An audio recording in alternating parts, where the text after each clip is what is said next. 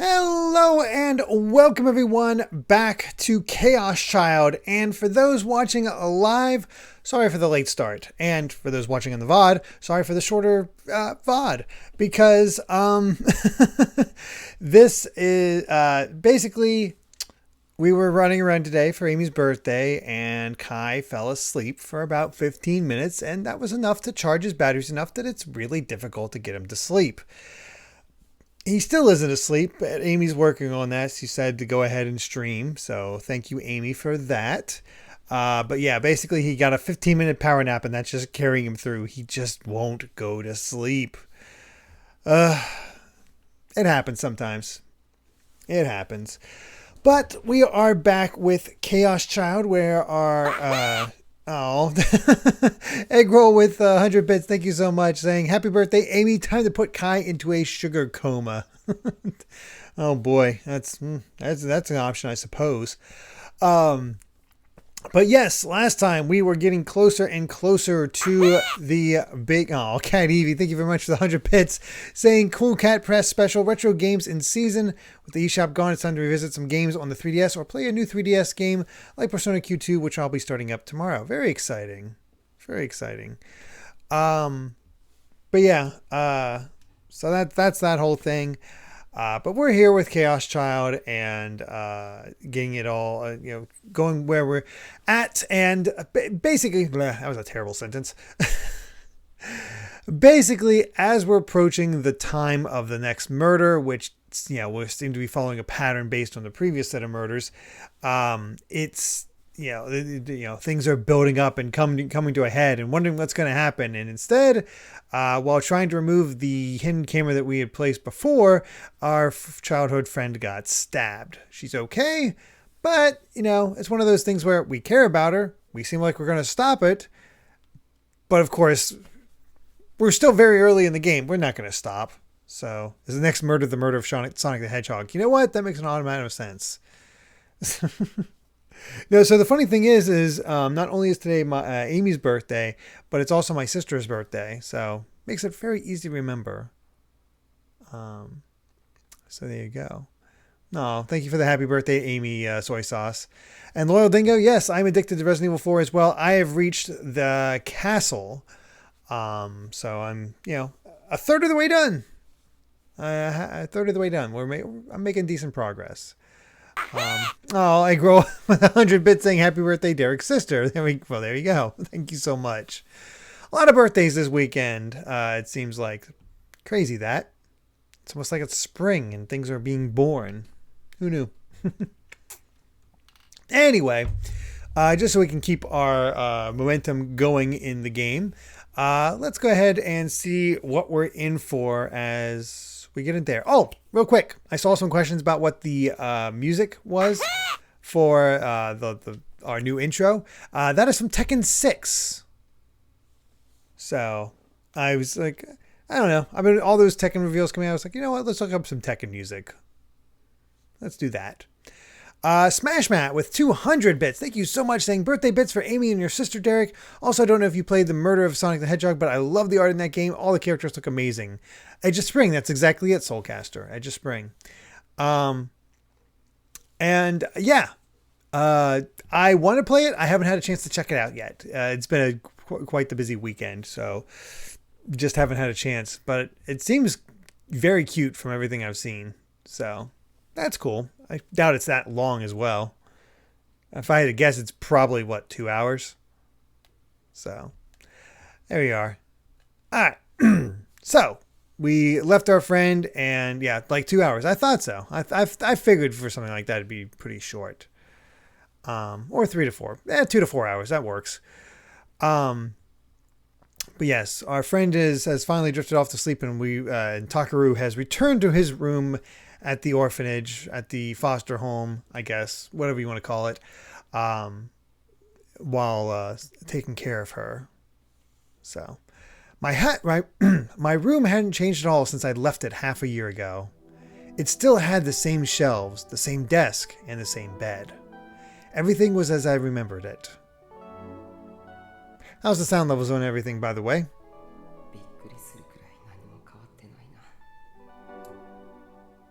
Hopefully everything's looking good. Okay, audio is good. And Caddy V, I missed Daniel's stream yesterday. Oh, right. It was Sticker Star. He showed me the thumb. That was really funny. I figured it would either have been turned into a storage room or be covered in dust. Oh, right. My phone is... I checked my pockets for my phone only to realize that I dropped it at the hospital. And that those two weird people had picked it up. I couldn't do it. I tried to remember what happened at the hospital, but instead I found myself thinking about the girl in the next room. My body was tired. Alright, we snuck into the hospital and yeah, met the two weird people that seemed to be putting up stickers. Something like that. Best part is when the stream died. Oh my god. That's amazing. My brain was telling me that I needed to think about everything that had happened tonight, but I felt too exhausted. So I took out the scrapbook from its usual spot on the shelf.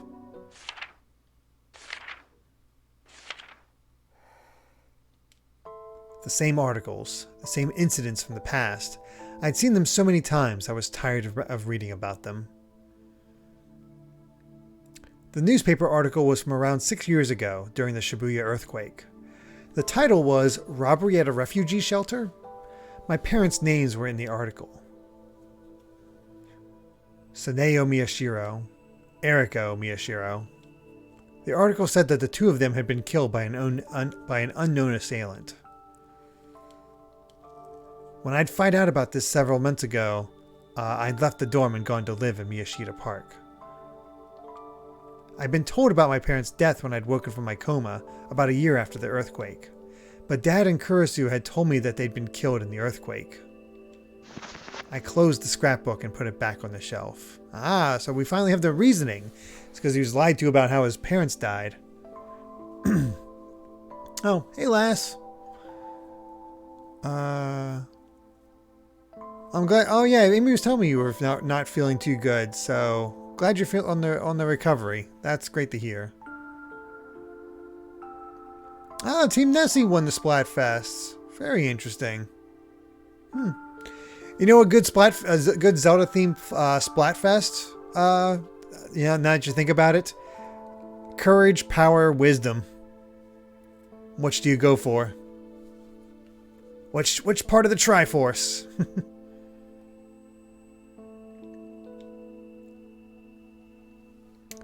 The fact that my parents were murdered instead of simply dying in the earthquake was a shock to me. But I think it was a lot less of a shock than Dad and Kurisu expected. Oh, Vanilla, thank you very much for that tier 1 sub! That's really appreciated. Thank you so much.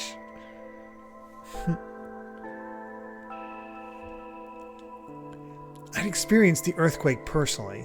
I'd seen for myself how awful the looting and robbery was. And my parents had neglected me and spent all their time at work. Why is neglected highlighted? Okay, just...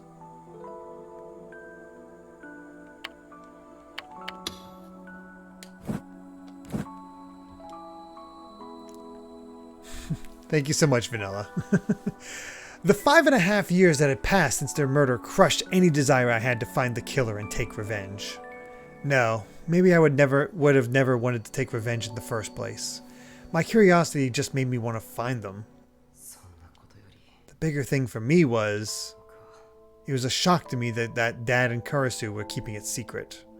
There were 2 rules at Alba Dorm. After dinner, everyone had to gather around the dinner table and talk. And no one was allowed to keep secrets. But just before I left, we'd had a huge fight. During the fight, Kurisu had told me she didn't want to make things any worse after I'd woken up from my coma. But at the time, that sounded like nothing but an excuse. I thought we weren't supposed to keep secrets, Kurisu. I'd called her by her last name. By the time I'd calmed down enough to think about how she must have felt, I'd already moved to Miyashita Park. Suddenly, there was a knock at the door. Yes? It's me. Can I come in? It was Yui's voice. I told her she could come in, and the door opened slowly. What is it? Nothing. The two of them were together, like usual. Yudo looked like he was so tired he could barely stand. The only reason that she brought him was probably that if he woke up in the dark alone, he'd be scared. This was another sight that brought back a lot of memories. It's been a while, Brother Takaru. Yeah, you know you shouldn't be up this late, right? I didn't know how late it was exactly, but it was probably long past 3 a.m. It's only for a little while, so who cares? Anyway, is Big Sis Nono going to be okay? Yeah, she's asleep now. I see. I'm glad. Yui looked truly relieved. Sheesh. I know she does it every day, but she shouldn't have been going to visit the memorial at that hour. Huh? You tell her too, okay? Kurisu was visiting the memorial? Huh? Yeah, that's what she said when she got back. My heart skipped a beat. What was Kurisu doing? How much could she... Oh, Big Brother Takaru. Yudo suddenly opened his eyes. What's wrong? Nothing. Then he put his head against Yui's shoulder and stopped moving. Yui sighed and held Yudo up so that he didn't fall over. Big Brother Takaru, I don't know what happened, but... Come back already, okay? You've got a lot of bath cleaning to do. Oh, and shopping. I froze, unsure of what to say. Yui gave up on holding him steady and put him on her back. The room's nice and clean, isn't it? Big Sis Nono cleans it all the time. Anyway, good night.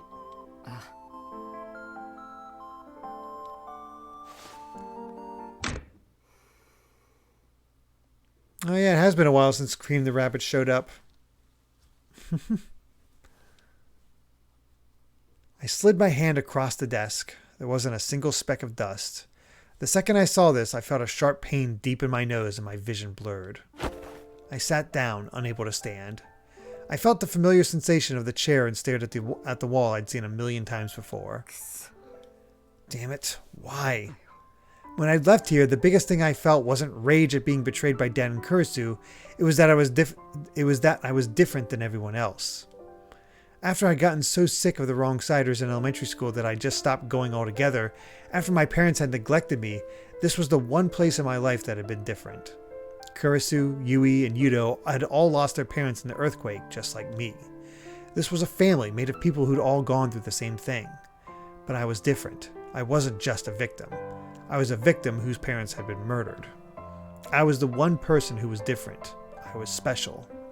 I wasn't like everyone else. Damn it. Sister, we're not actually family, are we?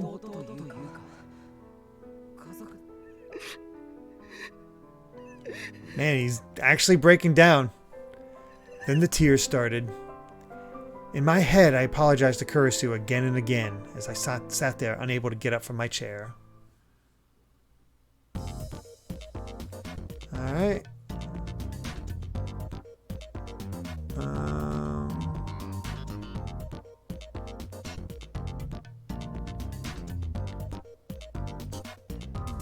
Just the usual sort of thing.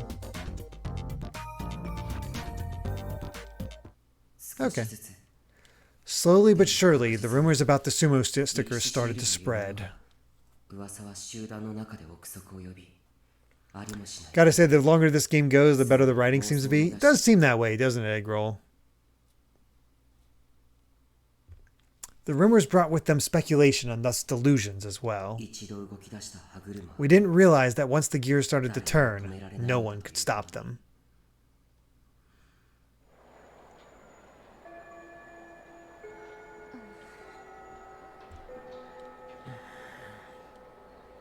"2 p.m. As the whole school got excited for the start of this culture festival in 2 days, our club room was as quiet as a tomb. The only sound was Serika's occasional fiddling with her cell phone strap. But that would quickly stop and only the silence would remain. Kazuki had even stopped playing ESO2. Everyone had looked miserable when they'd heard about Kurisu. The whole lineup. I'm sorry, I'm here. The teacher came in with his usual dopey grin. The conference ran long. I wish they'd think about what it's like for me to have to listen to them, you know? Sheesh. Colex, my week was pretty nice. I working on the next project, just keeping things going.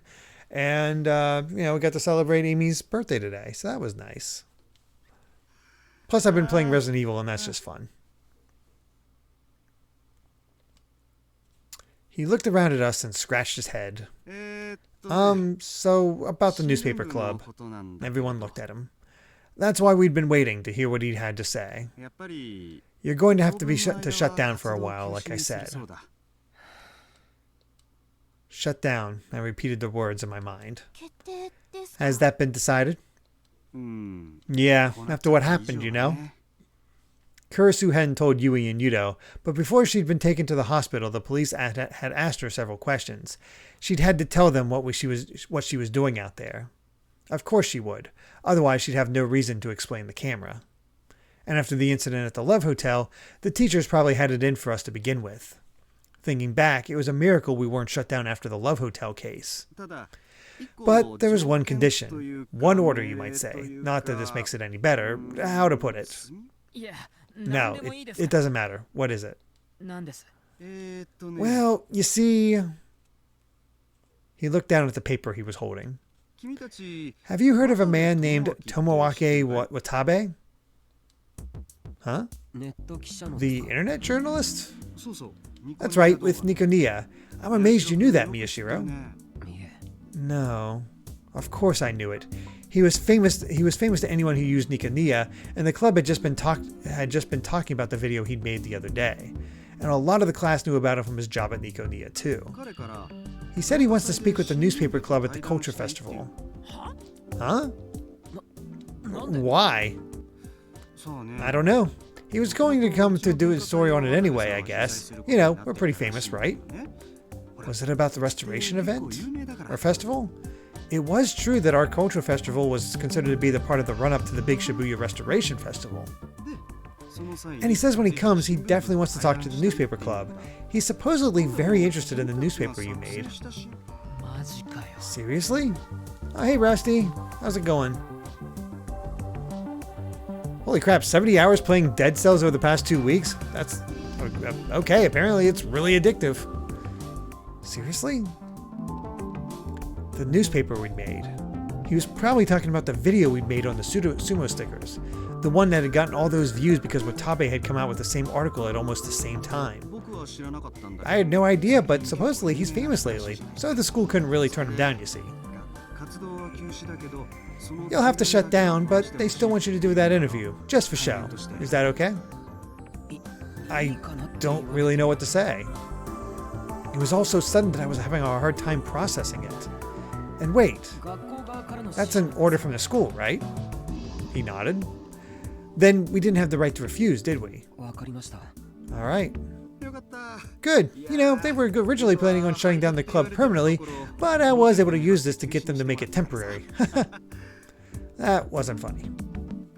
Hey, Darth Chrono. Yeah, Kobama, we only started about 15 minutes ago because Kai has not... Well, as far as I know, he's still not in bed. Hopefully he'll settle down here soon. The interview will be the first day of the Culture Festival, the day after tomorrow. I'll let you know the details tomorrow. Oh, and I have a message from Kurisu. Huh? Since you've been shut down, you won't be able to record any more of the Culture Festival. So instead, she wants you to help the student council, since she can't right now.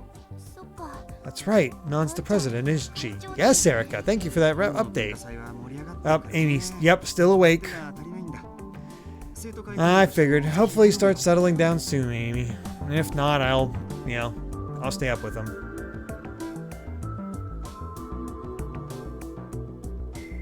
This year's festival is shaping up to be really big, so they need more people. As student council advisor, I'd really like your help too. Normally, I'd turn down any request from the student council. But right now, it didn't bother me at all. Alright. Thanks. Pop by the student council room later then.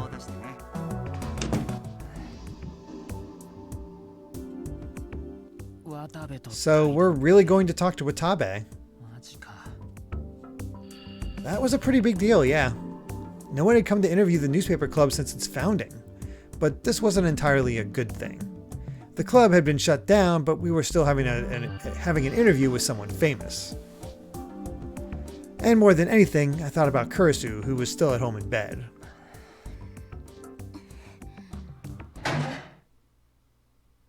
Sarika stood up from her seat. She walked over to the windowsill and opened the window.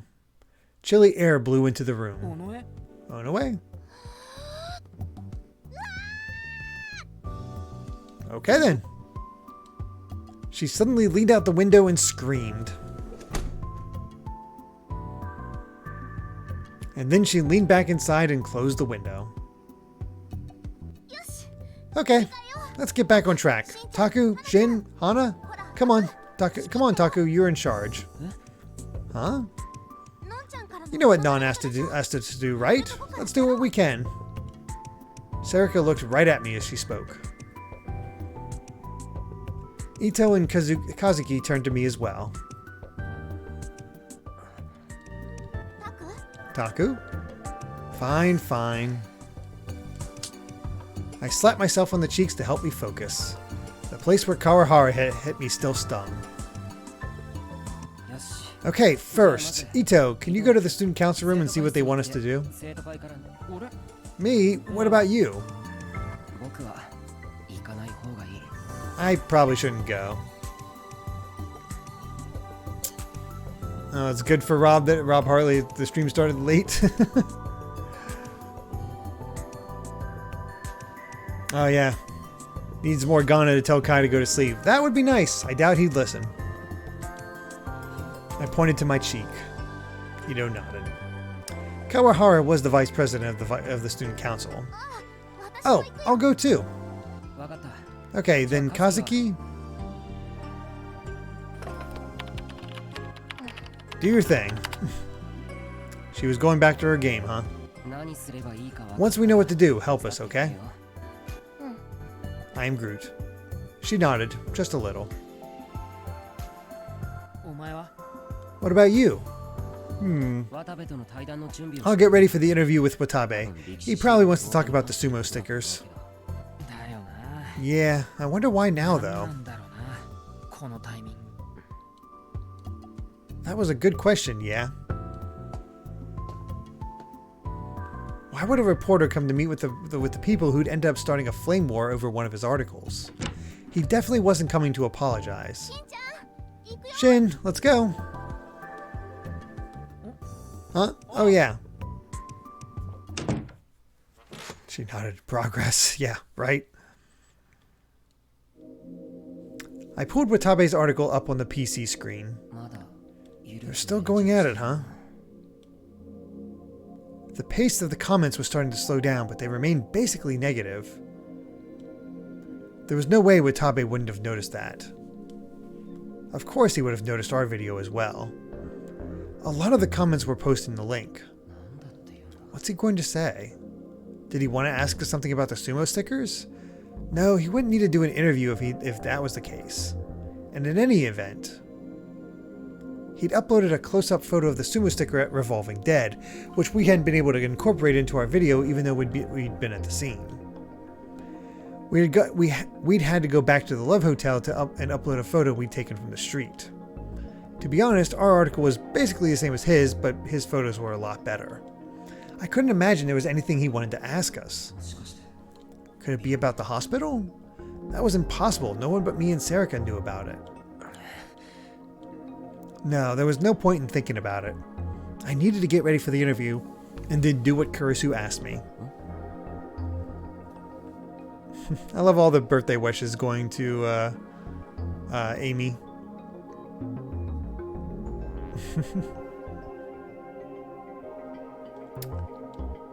Huh? Something bothered me, so I went over to the board.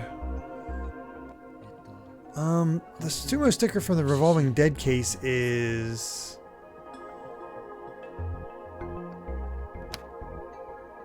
I carefully removed the one that was on the board.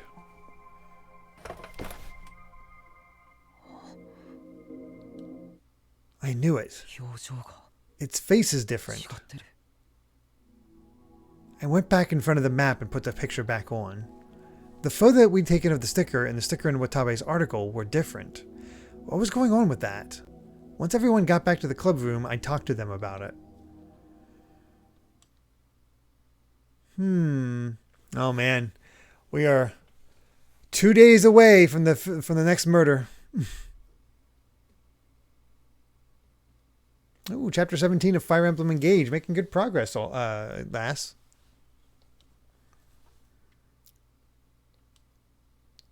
$11:45. This should be your earthquake memorial. The town was silent, as if it didn't even know she was there. She was standing before the names of the dead, as unmoving as the stone in front of her. In fact, it was hard to tell that she wasn't dead herself. The wind that blew from the top of the buildings refused to touch her scraggly hair. The eyes that poked out through her hair were cloudy and lifeless, and her lip was pressed into a frown. She must not have bathed recently, because the smell around her was terrible. Her black clothes melted into the darkness, making the red jacket stand out a little against the gloom. A sound came from her lip. She pressed her jaw together as if trying to crush a piece of meat. Her leg dragged along as she started to walk, heading toward the ground. In that moment, she stood out from the scene around her. The hair pressed against her face made it impossible to read her expression, but the most noticeable thing about her wasn't the stench or the sound of gritting teeth. It was anger and rage. This seems like the same person that after the woman who cut her stomach open, the second murder.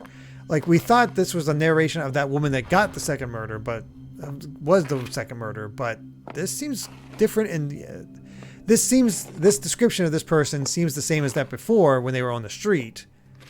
But different. The anger and rage covered everything about her. Her legs came to a stop. She reached out a glove-covered hand and touched a name on the memorial. She dug her fingernail into it. She scratched again and again as if trying to rub it out. Oh, her nail broke inside. That kind of pain just, it makes me, hate that. Her nail broke inside the glove, unable to handle the force.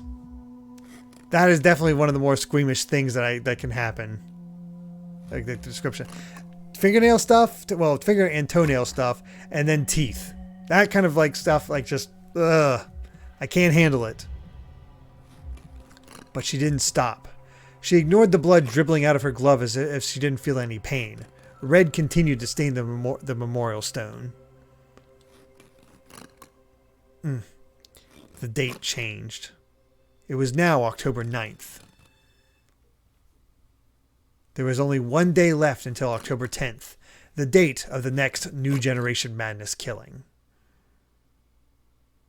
Who the heck is this person? Let's see. Apologize for the wait. The test images. Spreading rapidly as expected. Maintain things as they are. Yes. And the target? We'll make contact with a reporter named Watabe tomorrow. Kill him. What the heck? Amy, who are you killing? Oh God, Vanilla, that sounds awful. Oh hey, we reached chapter 3. Look at that. Chapter 3.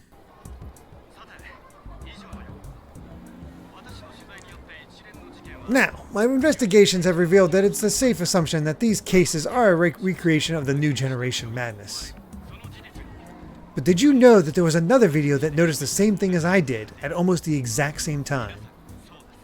That's right, the video from the newspaper club at Hekiho Academy in Shibuya.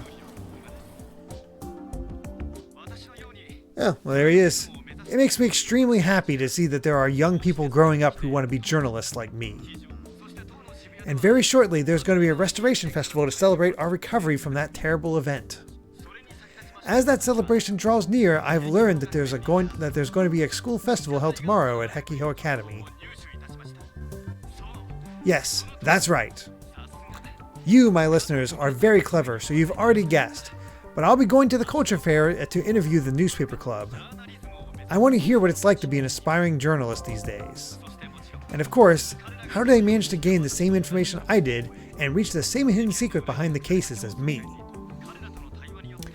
Oh, Colex, definitely. We're going to be going to see the Mario movie on Saturday, so I have to avoid spoilers and whatnot from Wednesday till then. Oh, first time chat from School of Rock and Roll. So, thank you so much. My biggest fear is having my big toenail pulled out. So I have a story from college, not involving me, but I'm not going to tell it related to that, but I don't want to gross people out, so it's definitely awful.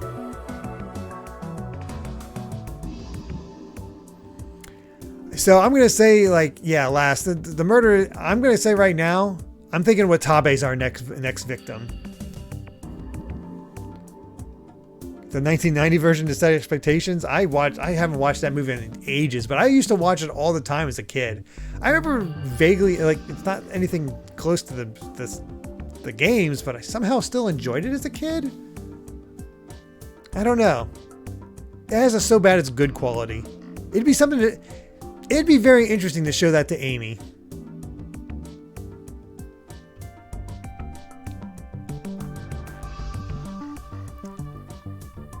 Oh, Kobama, that was your highlighted message. A happy birthday to your special one that loves me so much. Yeah, Amy's great.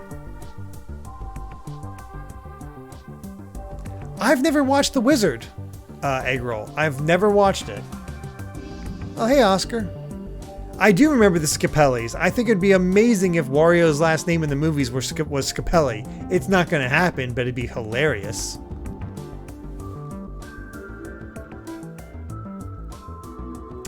This interview may bring us even closer to finding the person behind these deaths. The pursuit of truth is the one task of any journalist. That's all for today's broadcast. We will learn what will we learn during tomorrow's interview. Can't read. And what is the truth behind all these cases? Don't miss it.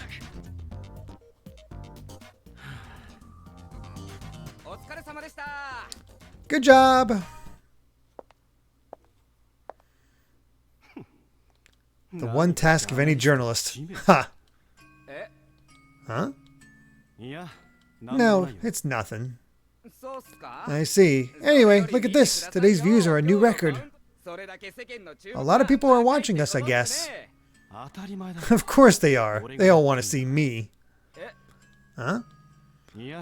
Nothing. I see. Well, I'm looking forward to tomorrow's broadcast. Well, he's a jerk.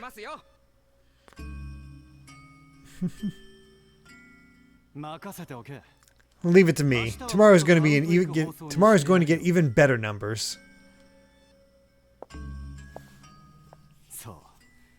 Yeah, and I'm going to be the one that brings them.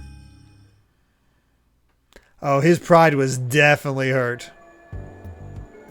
No doubt about that.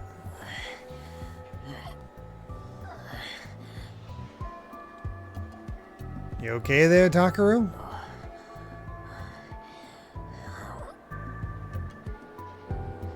He has to be like carrying boxes or something like that.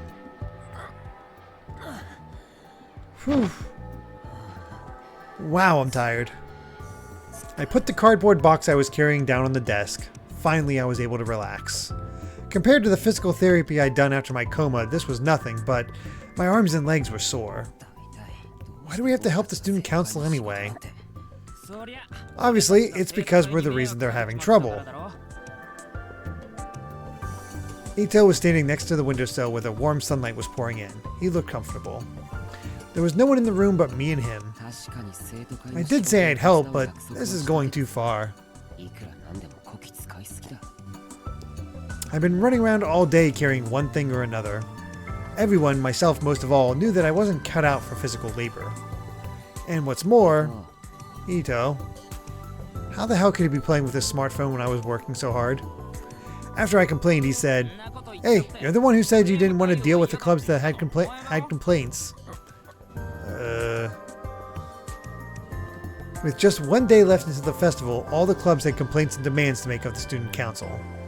They asked for someone who could listen to them and relay them to the student council, and I decided there was no way I could do that, so I left it to Ito.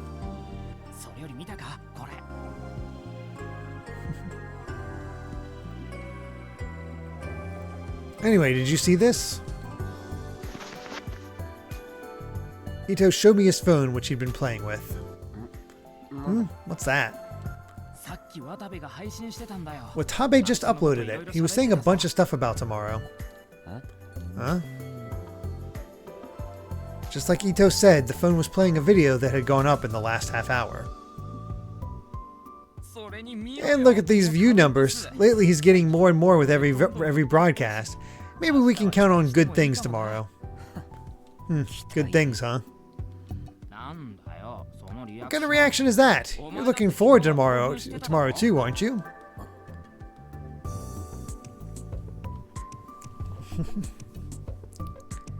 I guess we have a Zelda game coming up as far as our requests.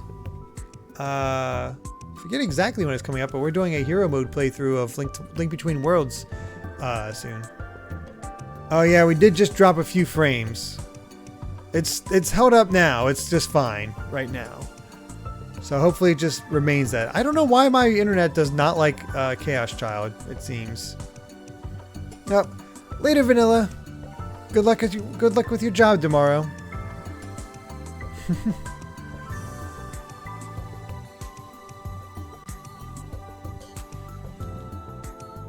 I won't deny that I got a little excited when I heard about tomorrow's interview, but I just get the feeling he's using us. We were the first ones to upload our video, and he's acting like we did it at the same time.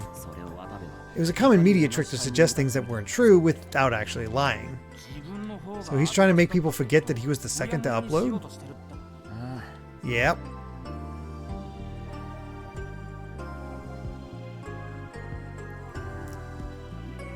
We'll have to, I think I saw you say before, Horizon, that you're more story-based, so we'll have to see what kind of story they try to tell this time around, and maybe that'll click with you. And it also felt like he was trying to use all the flame wars to up his view counts. If that's the case, what do we do about tomorrow's interview? Nothing. We just answered the questions. That was the school's condition. No. Honestly, I'd like to shoot him down and show him up as a liar. But the second I started to get a little excited, the place left on my cheek after Kawahara started to ache. For now, I needed to focus on helping the student council, not the case. Huh, come to think of it, where is Kawahara? Oh, what was it? You know, that big wind chime decoration or whatever they're putting up. Excuse me. Wind chime decoration or whatever they're putting up in the courtyard?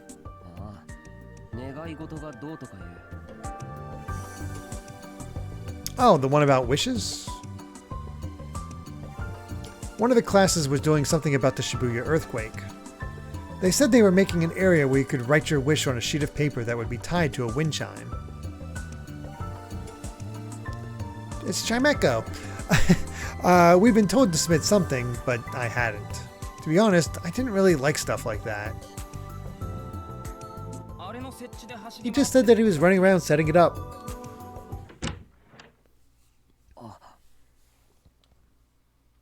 Speak of the devil. Kawahara frowned a little when he saw me. He started to open his mouth, then closed it, then glanced at Ito, and then sighed, something in him deciding to just give up. Are you done? Huh? Kawahara is looking at the box I'd been carrying. Oh, yes. Then take these pamphlets to the front desk next. Pamphlets, right, got it.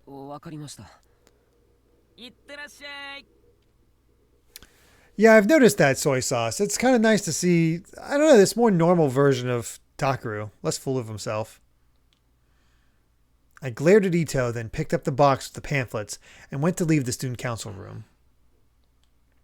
Kawahara was still frowning at me.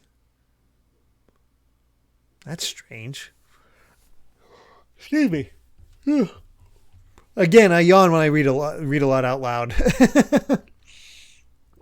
Good night, egg roll. Take care. I was sure he'd say something about Kurisu or at least insult me. Well, here we go again. After I finished carrying the pamphlets, I went to buy a drink from the vending machine. If I didn't get some caffeine from a Mountain View, I wasn't going to be able to move. It's like my friend, he was addicted to Mountain Dew. Your mother's a teacher and her kids were excited for the new Pokemon cards at Horizon. That's kind of cool that the kids are still interested in the Pokemon cards. I've not touched Pokemon cards in a very long time. Although, having the trading card game come to NSO is pretty cool. Someone was tugging at the hem of my uniform. I quickly turned around. Oh, what is it? Oh. Hey, Anna. Oh, it's just you, Kazuki. Don't scare me like that. She'd been sent to help with her class's display, which was just about finished up. Did you finish what you were doing? Then help me out with the student council. Kazuki tugged even harder at my uniform. No, I need you to help with... Are you telling me to follow you? She nodded. Gee, I wonder if the positive is let's go to someplace to, you know, make out, or and the negative is I'm going to take you somewhere and murder you.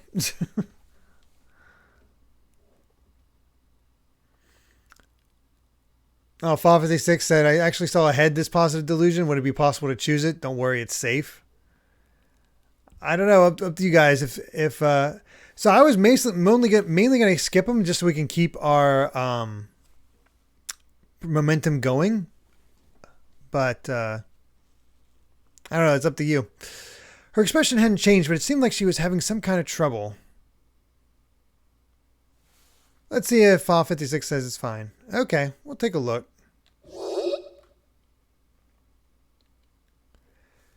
Did she want me to help with something? I needed to get back to the student council room.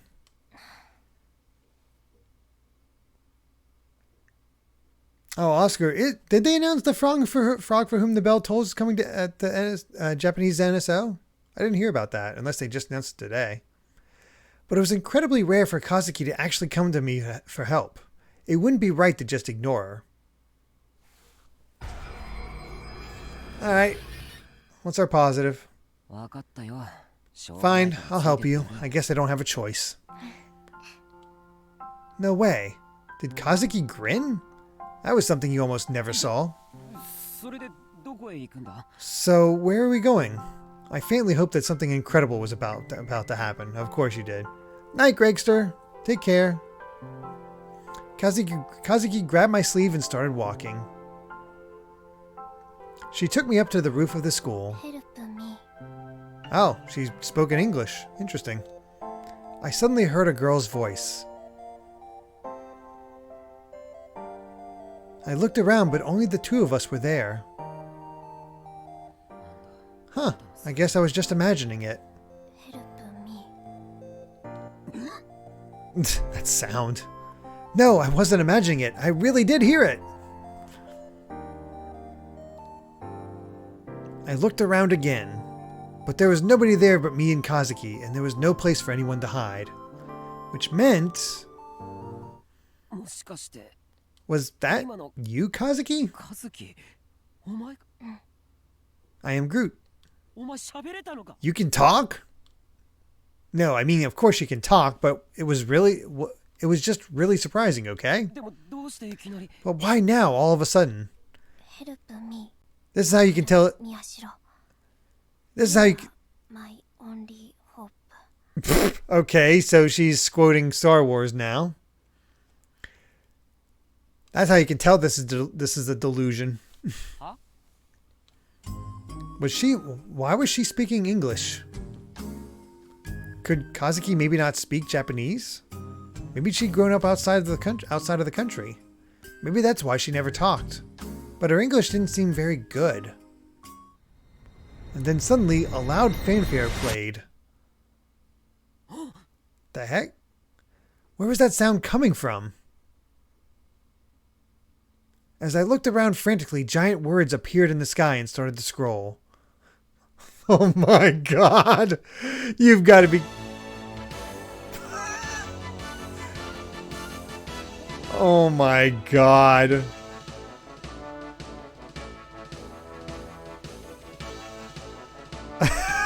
Oh my god. What is that? AR or projection mapping? Kazuki's expression didn't change at all.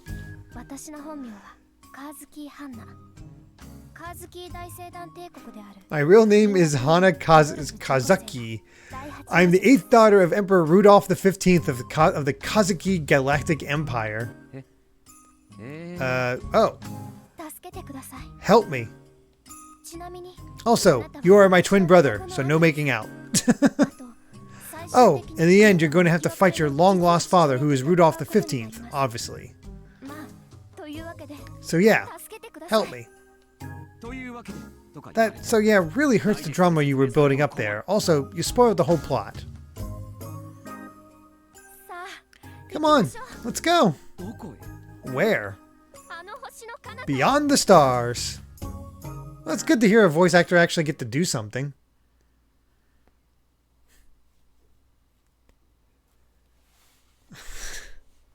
Soy sauce. Most positive delusions are blah, but there are gems like these in there. No kidding. I wish more of the positive delusions were like this. That's great.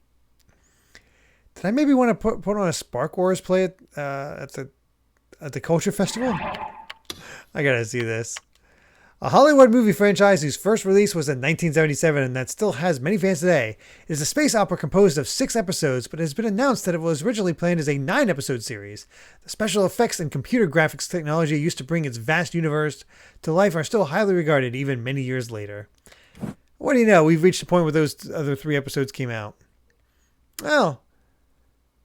So far, the Wi-Fi is going all right. Only had a little bit of drop frames. We're all good. That surprised even me. But Spark Wars was too old for a high school kid to use in a play. I considered this as I walked, and the next thing I knew, I was in the courtyard. Kazuki stopped in front of some large object with a vinyl covering on top of it. What was this thing? Kazuki stared at it for a moment and then pointed at it. Do you have to carry this or something? I am Groot. She nodded, but what was this thing anyway?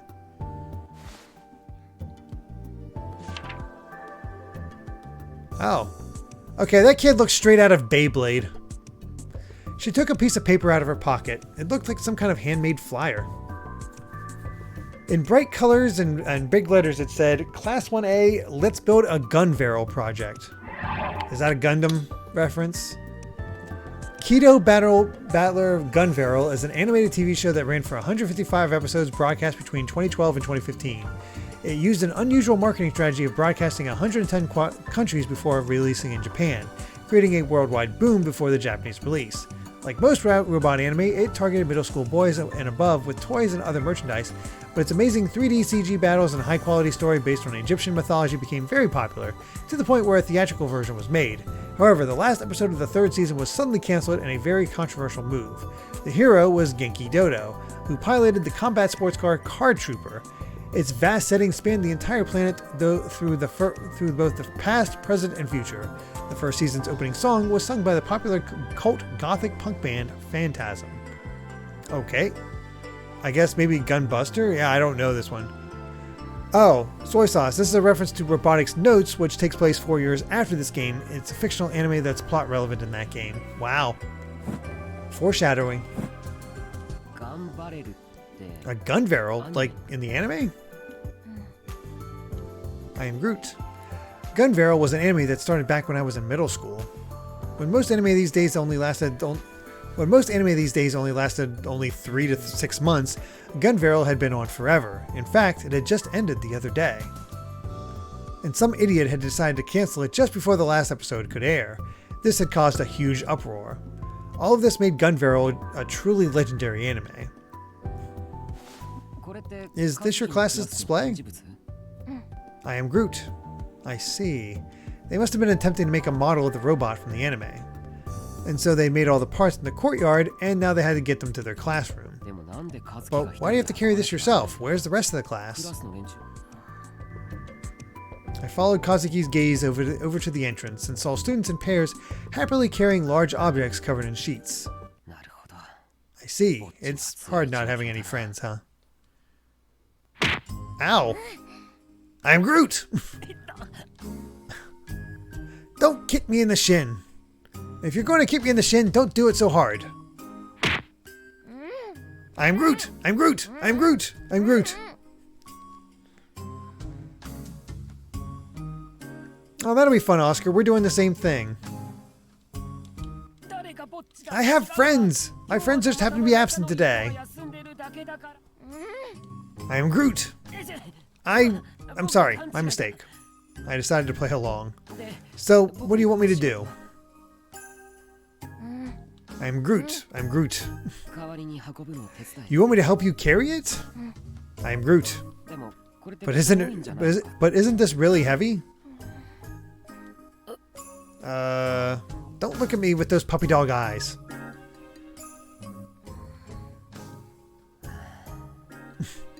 Fine. Normally I would have found some way to get out of it, but if Kurisu wanted the culture festivals to succeed, I didn't have a choice. Oh, whoops. Pushed the wrong button. I reached down to grab the object under the sheet. Okay, go over to that on that side. Yeah, lift on 3. I am Groot. Here we go. 1, 2, 3.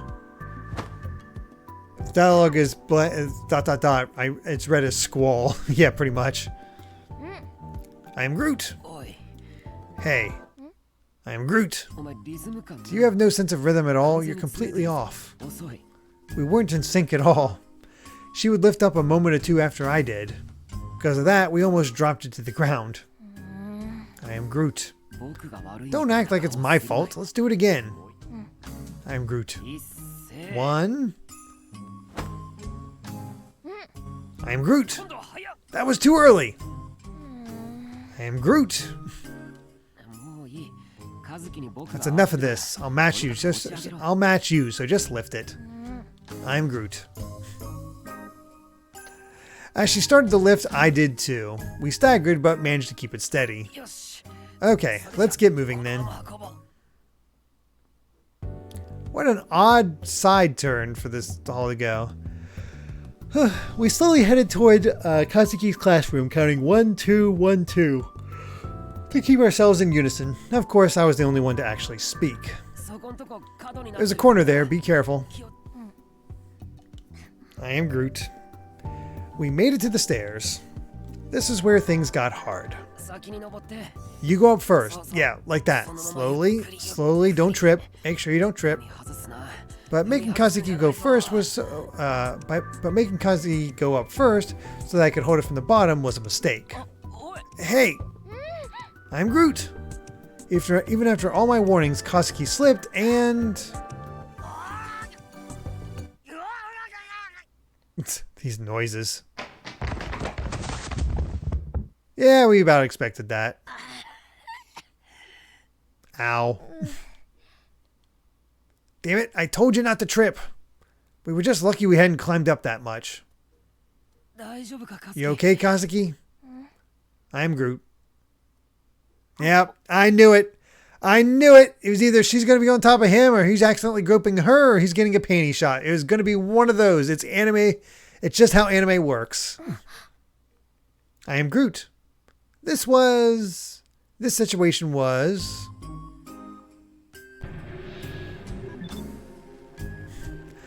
Oh dear. Something you saw all the time in anime. Cringe is an asexual, right? Oh yeah, we're skipping this one. Something you saw all the time in anime, wasn't it? Anyway, I needed to do something about this. Kazuki was so light though. Well, she wasn't very tall, but she had a pretty good body, so actually... Wait, what was I thinking? What if someone came by and saw us? No, I needed to do something. But part of me wanted to enjoy the sensation a little more. No, knowing Kazuki, there was no way. I just needed to get this done. Kazuki. That's such a lazy scene too, because... Oh, there's Amy. It's just like, all they did was just zoom in on the just so they could zoom in on that part of the body. Like, it wasn't even like new art or anything like that. Soy Sauce saying, still not fond of the fan service that just happened, and I'd rather it not be a scene like this at all, but it does highlight my grievances for positive delusions, flanderizing Takaru. The delusion in this one is one of the worst ones and plants him as the gross creep and drags out the scene for way too long, whereas skipping it just has him trying to get out of the situation and try not to make it weird. Still a cringe scene, but could have been much, much worse. Which we could have seen.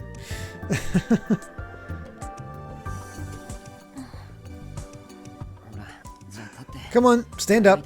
Let's get this over with. Fortunately, the gun barrel part wasn't damaged at all. We headed to Kazuki's classroom, being careful not to trip this time. 1A. Is this it? I am Groot.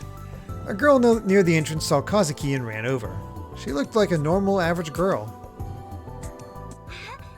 Oh, Kazuki, you brought it over. I was sure you'd back out. Huh? Who is this? Oh, well... Oh, I know you. You're at the newspaper club. You're having an interview with Watabe tomorrow. Huh? How did she know? Who are you? Oh, my name is Okochi. No, I didn't mean your name. You know, about Watabe? Oh, come on, everyone knows. There's all kinds of rumors about it. That surprised me. I thought that only a few people at school would know about a Nikoniya reporter. I had no idea a girl like this, who didn't look like she kept up with the news at all, would know about it. And there were even rumors about it. Good luck, okay? I'm looking forward to it. Oh, yes, thank you.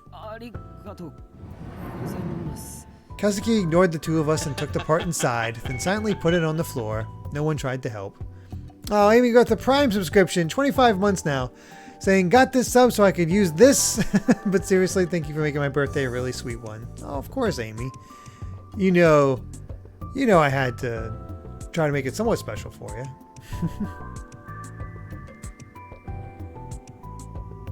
Love you. But as I went over to her, oh, thanks for helping. We'll do the rest ourselves, so just set it there. That girl Okochi said that to me. I did as I was asked and left the room. And then Kazuki followed me. What? I am Groot. She offered me a lollipop. You're giving this to me? I am Groot. Was this her way of thanking me? But you've already licked that one, haven't you? I am Groot. She sighed and put it back in her mouth and took out a small bag from her skirt pocket. It was dried squid. Thanks. If you're not busy, help with the student council. You're part of the club too. I mean, nice of her. So two things here. One, that was nice of her. Two, thank God we didn't go with the indirect kiss method. That whole thing. I am Groot. Kazuki shrugged and walked up the stairs. Maybe she was going back to the club room to play her game some more. I probably couldn't count on her help. Yeah, look at that. Didn't have to do the whole like, oh, indirect kiss. It's like, no, you already licked that one. I don't want that. That's gross.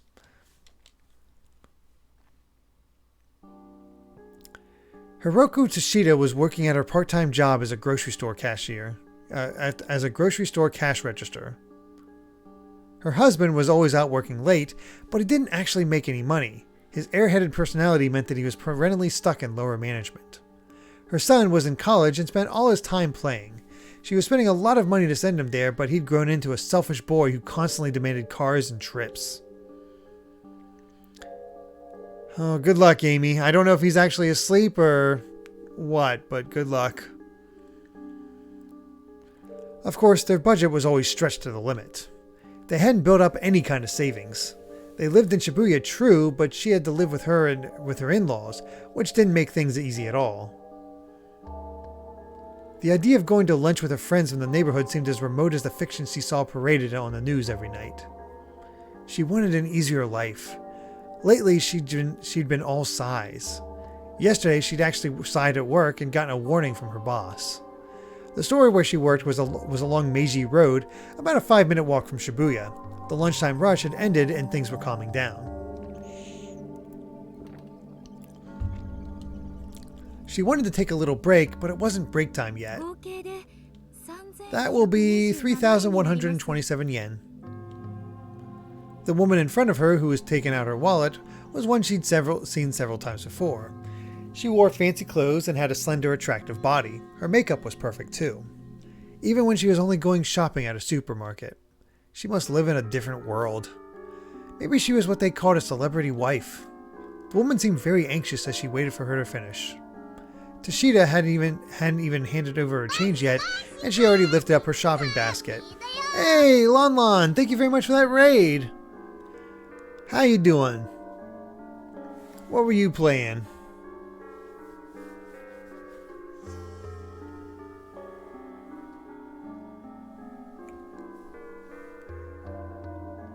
Ah, you were raiding, so you're all sore. That makes sense. That makes sense. Amy and I haven't had a lot of time to play recently. We did the Hatching Tide event, but that's about it. So hopefully we'll get back to Stormblood soon. Hopefully.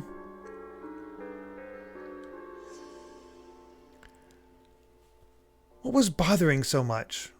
What was bothering her so much, I'm going to guess?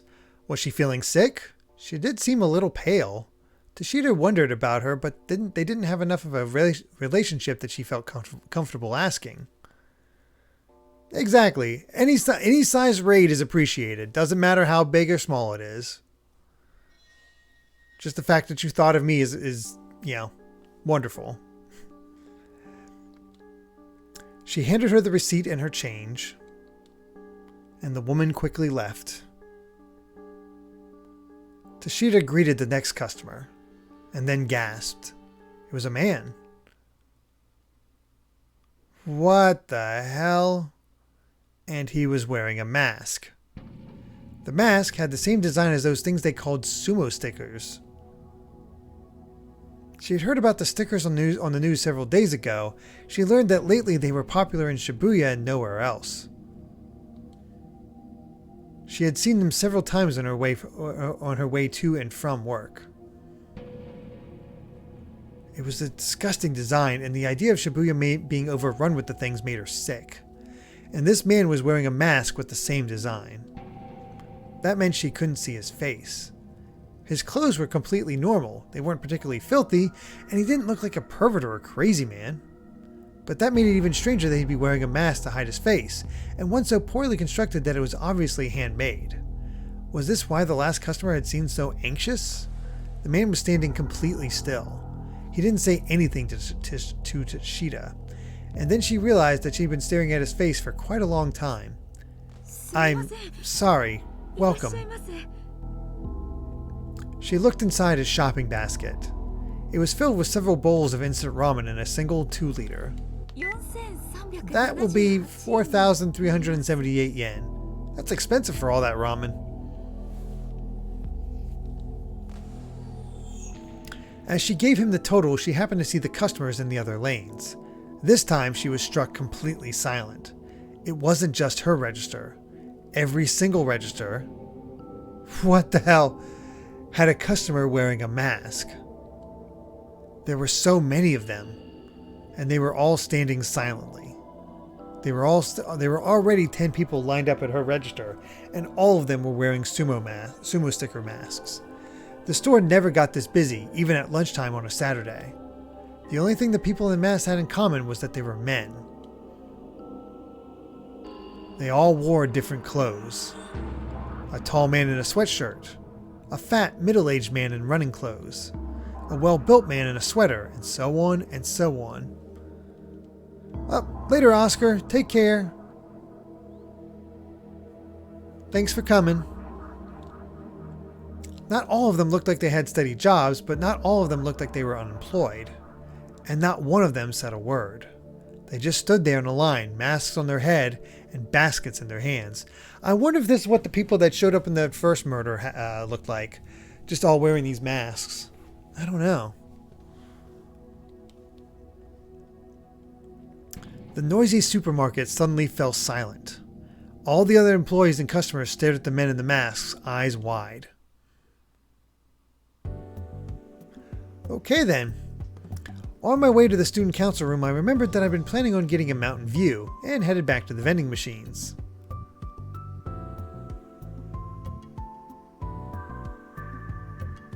Only caffeine and carbonation combined with the mightiest of drinks could slake my thirst. Oh, I found you! Just as I was about to put my coin in the slot, I heard a voice I recognized. Onoe? Weren't you helping one of the classes that didn't have enough people? That's right. Yeah, please come help me. She grabbed my hand and yanked me forward. Oh, wait, I just moved a bunch of stuff. I'm too busy to listen to that right now. You're the only one I can count on. Oh, I found you. I heard the exact same phrase that I heard a moment ago. Hey there, guys. Glad to see you two getting along as well as ever. Huh? Harimura? Gotta have this scene play.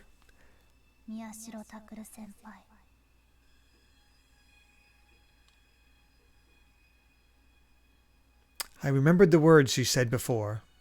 It was definitely Arimura who was in front of me now. The one at the murder scene. And the one who'd been talking to a detective about the case. I could feel myself start to sweat. Oh, Arimura, why?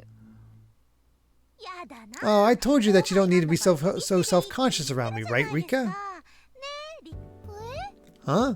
Rika? Your name's Serika, right? You don't like it? Is Sari your final answer then? Huh? What? Is it final or is it your answer? It's my answer. Good. Then you can call me Hina. Let's all say it aloud. 1, 2. Hina? Not good enough. Too slow. One more time. Still a little stiff, but it'll work. Okay, thanks, Sari. I liked Rika better. Yeah. What was she doing? This wasn't the same Arimura who told me I was going to be killed. This was how she was when she talked to her classmates. This only made me wonder. Was she planning something? What was she doing in the Love Hotel that day? Oh, what's wrong, Miyashiro? There's so much passion in your gaze. Oh, no. Have you fallen in love with me? What? What? Taku, have you? No. Oh, you don't have to deny it. Just be honest, you. But just so you know, if you fall in love with me, you'll get hurt. It was no good. I couldn't keep up with her energy. So anyway, Sari, I'm borrowing Miyashiro. Huh? Before I could say anything, Arimura wrapped her arm around mine and pulled me away. Hey, Arimu? Hina?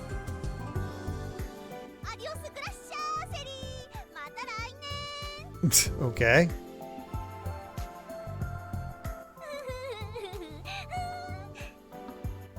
hell is happening? What is it? Can you let me go? Oh, sorry, I didn't think. She bopped herself on the head and let go of my arm. And then she led me further down the hall, humming as she went. What was she doing? It felt like she was up to something. She must have noticed I wasn't moving because suddenly she turned around. Oh, come on, don't act so scared. It makes me sad. She pretended to cry. How serious is she? I can't tell. Here, right here. Come inside. She pointed to an empty classroom. What was she planning on doing here? But it's okay, I'm not planning on eating you or anything. No, but...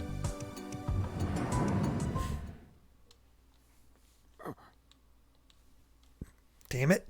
In the end, I gave in and went into the classroom.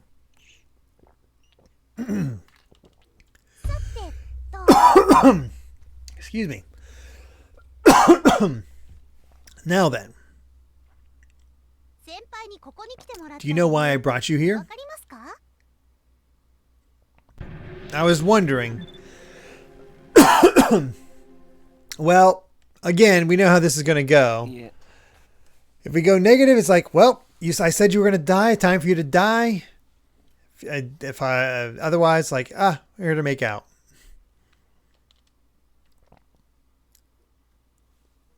Yeah, I just swallowed the water a bit wrong. That's all. Of course not. No idea? That was the only thing I could think of. But seeing the way she acted today, it was hard to believe that it was the same girl. Which is the real her? Maybe if what I was imagining was the real her, then the reason she brought me here must be... It had to be that. Is this about what happened? Arimura's expression turned serious. I gulped repeatedly, feeling a little overwhelmed. I wanted to ask, too, about that case. What are you talking about? Arimura suddenly smiled. She was smiling, but her voice made it clear that she was refusing to answer my question. I would have liked it more if she'd been frowning. I opened my mouth as if being pushed forward by some indescribable fear. I don't think you can talk your way out of it. I don't think you can talk your way out of it now. I know that you were there. What were you doing there? She was looking at me, but I couldn't read any of the emotion in her eyes. I almost stepped back, but I stopped myself.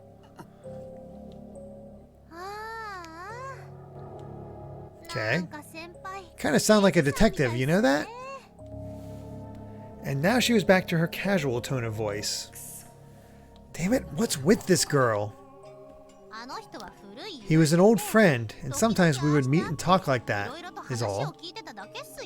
That was what she said before when she was meeting with that detective named Shinjo at Cafe LAX.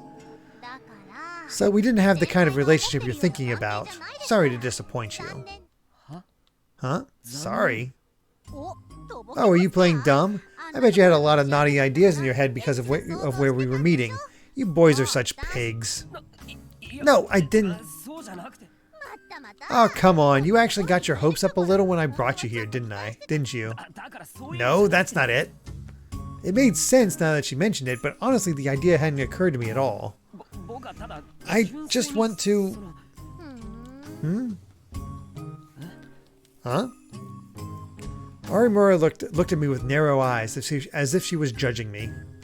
What was that about? I brought you here because I wanted to learn more about you. About me? So... She started to rustle through the contents of a cardboard box that had been left beneath the desk. Huh? What was she getting out? What was she going to do with me? Come on, don't be scared. Don't be so scared. I just want your help with this. It was a huge stack of papers. What is this? I'm going to bind these pamphlets. Help me. A friend asked me to do it. You know, I'm the type who can never turn down someone when they need help, right? No, I didn't know that. Wait, if they asked you, why do I have to help? They said they'd give me 2 weeks worth of meal tickets for the school cafeteria. But why do I? That's a silly question, because it's faster to do with 2 people, of course. Nope, that's not a reason. Come on, don't worry about the details. Start by folding these pages in half. I gotta say, they are taking their sweet time to get to this next murder. She handed me a stack of printouts without waiting for my response. Come on, if you got time to talk, you've got time to work, right? Then she ignored me and started to work. I guess that meant she didn't intend to tell me anything else about the case. The detective had said that Kakita, the victim in the revolving dead case, had been murdered, and that she was cooperating and exchanging information with him. But if I asked her about that, she'd find out that I had overheard a conversation at Cafe LAX. Damn it. In the end, I was forced to help make pamphlets for one of the younger classes that I knew nothing about. It's almost time for the Restoration Festival, isn't it? Oh, yeah, it is, yes. Man, this is so hard to deal with. What is? That! I told you, you don't have to be so self-conscious. Yes, you're right, absolutely. Oh.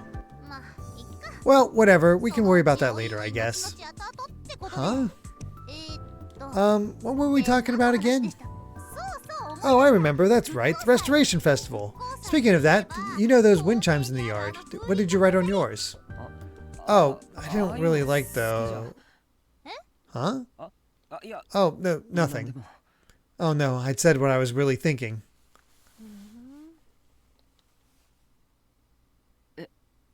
I didn't write one. They asked me to and I forgot. What? How come? You need to try and fit in with the group more. I couldn't argue with that, but I had a feeling that no one got along with the group as well as Arimura. Still, I hadn't thought of that. Maybe I should have done the same thing. I couldn't tell if she was faking or not, but at least on the surface, she seemed sincere. Arimura, what did yours say? Do you want to know? She brought her face up close to mine. Oh, no, well... Mine said, it's a secret. A girl's secrets are very expensive, you know. What?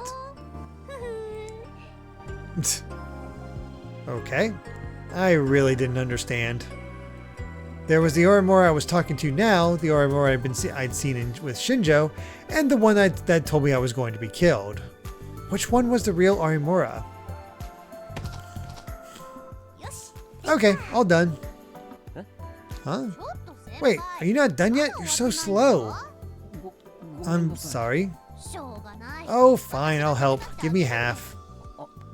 Thanks. No, wait, why was I saying thanks? There was no reason for me to be doing any of this anyway, was there? What was I doing? Okay, all done. Whew. I reached up to stretch my arms and every joint of my shoulders, back, and hips cracked. I'd been helping people all day and my body felt like it was reaching its limits. Thanks. With your help, I was able to get done faster than I expected. Grazie, grazie. So what do I do with these now? Oh, don't worry about that. I'll have them come pick them up. I see. I thought about asking her about the case again, but decided against it. To be honest, the look on her face I'd seen last time still scared me. I'll be going then. Oh, hold on a second. Huh? You're meeting with Watabe tomorrow, right? Oh, yeah, I am. Even Arimura knew about it. All my friends are talking about it. You're famous now. Kazuki's classmates had been talking about it too. I guess it really was a big deal. That just showed how famous Watabe was, I guess. So I wanted you to do me a favor. Her suddenly sweet voice made my heart skip a beat, but I tried my best to hide it. What? During the interview, can you ask him how he took that photo for his big scoop? Huh? The photo for his big scoop? The one in his article.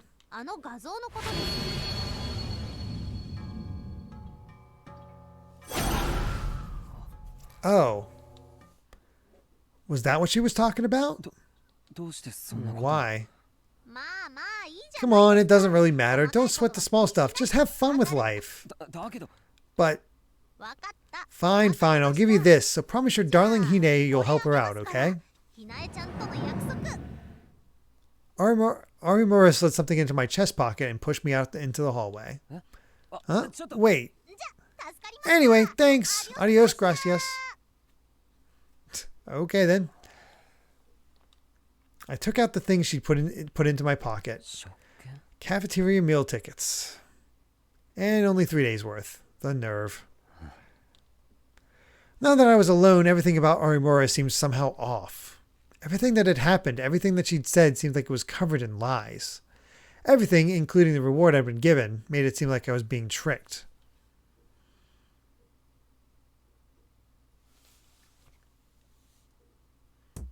Where to now?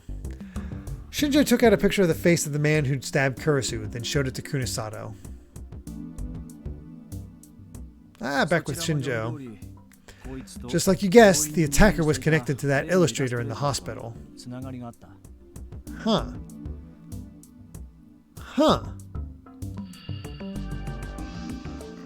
Kunosato didn't really react. She listened to him speak as if she knew everything he was going to say already. They were classmates in high school. At one point they were even making manga together, with one doing the art and the other doing the story. Oh, good night, Cat Evie. Take care. Is there any chance these two were behind the murders? Do they have an alibi? The two of them haven't left their rooms, and in the illustrator's case, the hospital, for about a year now. We've got the hospital security camera records to back that up. As for the man who stabbed the Hekiho student, we have to rely on his family's testimony, but when they arrived at the station...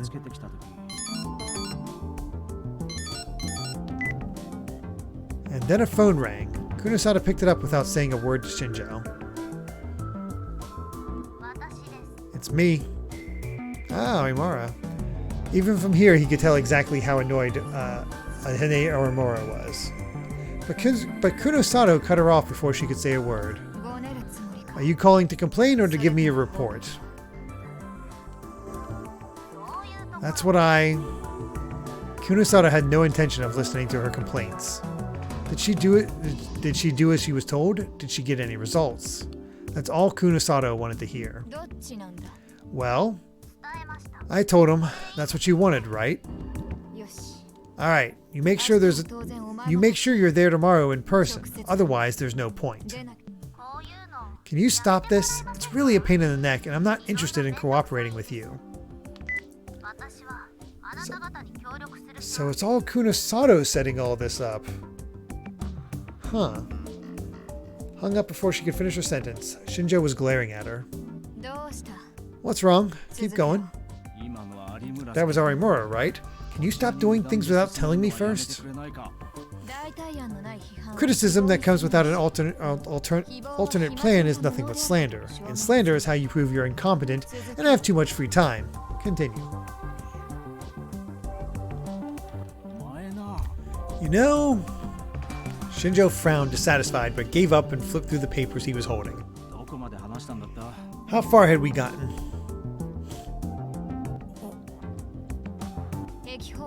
The testimony from the family of the man who stabbed the Hekiho student. Yeah, when they got to the station, the first thing they said wasn't, I can't believe my son stabbed someone, it was, I can't believe my son left his room. They insist he didn't leave his room on the day of the murders. Kunosato looked upward for a second as if lost in thought. I think we can trust them. That crazy page he made was updated at the same time as one of the murders. It's possible that the timestamp was fake somehow, but what did his psychological evaluation say? He was still going on about being the Messiah, supposedly. Megalomania, huh? I know that song. Kunosato frowned as if she was annoyed. What was the illustrator doing around 2007? 2007? They were still in Kyushu. Is that certain? Yeah, they moved to Tokyo in late 2008 and ended up going to high school with the attacker. I see. So this one is a blind alley then. All we ended up catching was a pair clinging to the barrier theory delusion. Suddenly, she leaned back in her chair, seemingly bored. So the two of them aren't involved in the murders, huh? It's likely they're just copycatting the sumo stickers. Copycatting? Since they have alibis, even if they aren't perfect, they're unlikely to be connected to the case directly. The only indirect connection would be the sumo stickers. If one did the writing and one did the art, it was possible the professional illustrator who did the art for the manga they produced. The sumo stickers first appeared in Tokyo in 2007. At that time, they were in Kyushu. Their manga didn't work out, so they started claiming to be the creators of the sumo stickers out of a desire for approval. Then the two of them went crazy. One's artistic ability caused them to let the sumo stickers take complete control, and the other used that as fuel for his delusions, as if he was writing a story. Okay, interesting setup here. Of course, I have no evidence to prove this hypothesis, but we'll know soon enough. Anyway, what was more concerning was the fact that the man hadn't left his room for years. Excuse me. Would he really leave it just because he learned about a bunch of stickers appearing?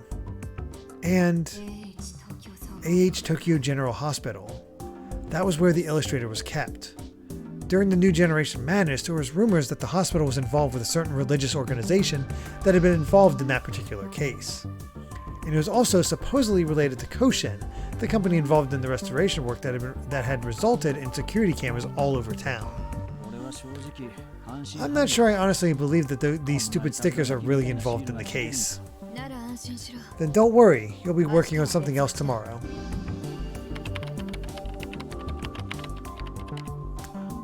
Kunosato opened a file she'd saved on her PC. What's this? It's an article by Watabe, who's having an interview with the Hekiho newspaper club tomorrow. The net reporter you secretly made contact with to start that flame war? Yep. She nodded and then opened up a picture of the photo of the sumo sticker that was taken at the scene. Then she lined it up against the one in the article. Shinjo stared at it for a moment, and then he realized the expressions are different. Watabe's made a name for himself by sneaking into a lot of different crime scenes, not just this one, and getting pictures. There were so many of these pictures that some people started saying he was faking them. Watabe happily agreed to hand them over to a specialist, and there was no sign of the photos being altered.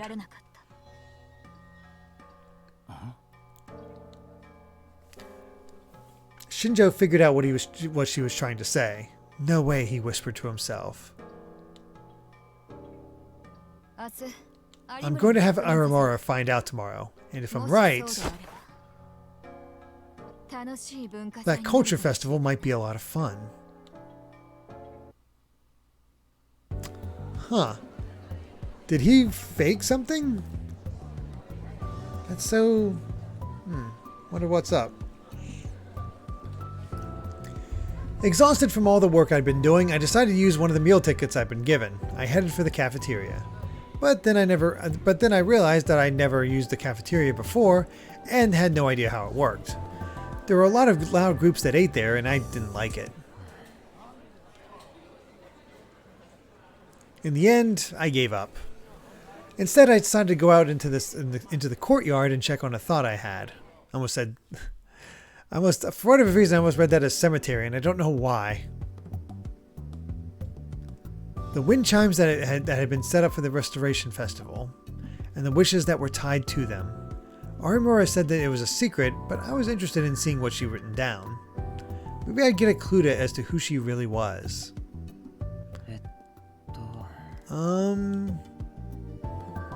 I tried to find her name among the huge number of wind chimes. There were no clappers inside the chimes. With so many wind chimes, if there had been, it would have made an incredible noise. I saw several other messages as I searched. Please let everyone be happy. Please don't let anyone be sad. There are a lot of platitudes like that. And then, I found it. Hine Arimura. It was just a single line. Please let the truth be found. What did that mean? The truth about the earthquake? No, there was no truth to be found. An earthquake was an earthquake. There was an urban legend that the quake had been caused artificially, but there was no way that could be true. What had she meant when she'd written this? Taku! Ah! He's just getting grabbed by everybody, I swear. I turned around and saw a familiar face. Where have you been? I've been looking for you. You're not picking up your phone. My heart raced a little when I heard that. I told you I dropped it. You know that, right? Oh, right. I dropped my phone at AH General Hospital and still didn't have it back. No, I was probably never going to get it back. They had it now.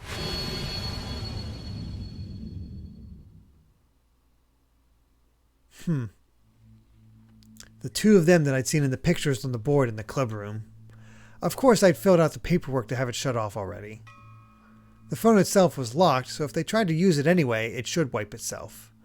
So they probably wouldn't be able to see what was inside, but still, the idea of someone else, particularly someone else connected to the case, having my phone wasn't a pleasant one. Shouldn't you buy a new one? Well, yeah, but I spent the whole day reaching into my pocket and being surprised to find that it wasn't there. Only now that it was gone did I realize how much I depended on my phone. It was probably a good idea to do what she said and go buy a new one, but that phone was...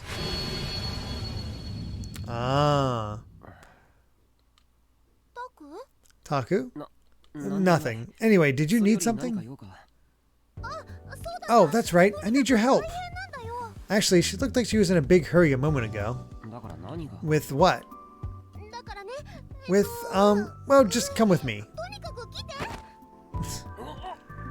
Yep, getting dragged around for a third time. No, I just counted it, Takaru.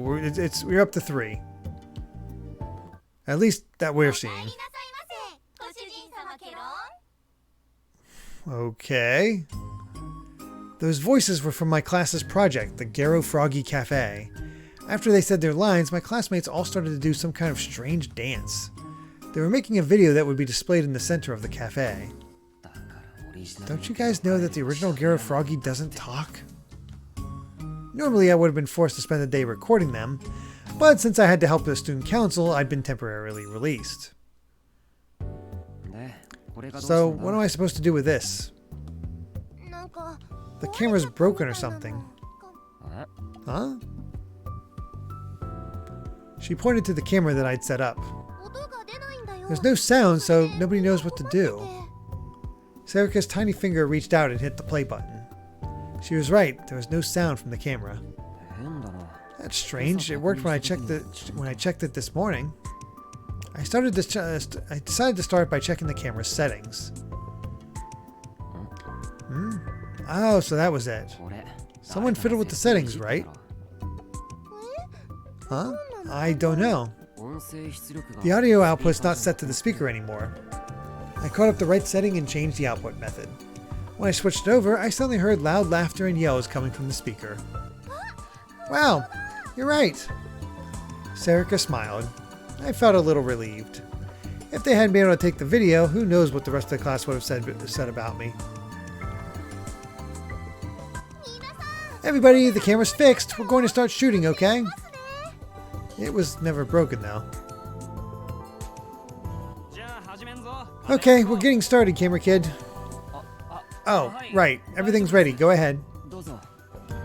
Since I was the camera expert, I was put in charge of the filming. What a pain in the butt. I didn't want to have anything to do with this crap. Okay, let's go.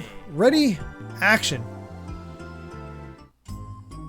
The loud music started to play again and they all began to dance. But then they weren't happy with the result. First someone messed up the choreography, then they wanted to change their positions. It went on and on. I only felt like doing a good job the first few times. They said it was a promotional video, but it was really just a ripoff of something I'd seen on Nico Nia. No matter what I did, it wasn't going to turn out right. But they were still smiling as they danced. I wonder what's so much fun about this for them. Oh, I'm sorry, I screwed it up.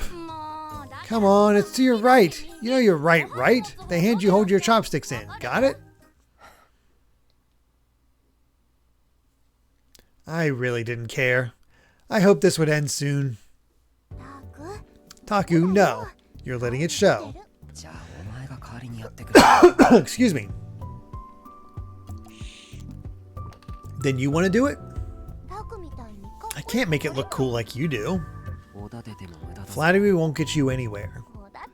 I'm not flattering you. Serika gave an easygoing laugh like she always did.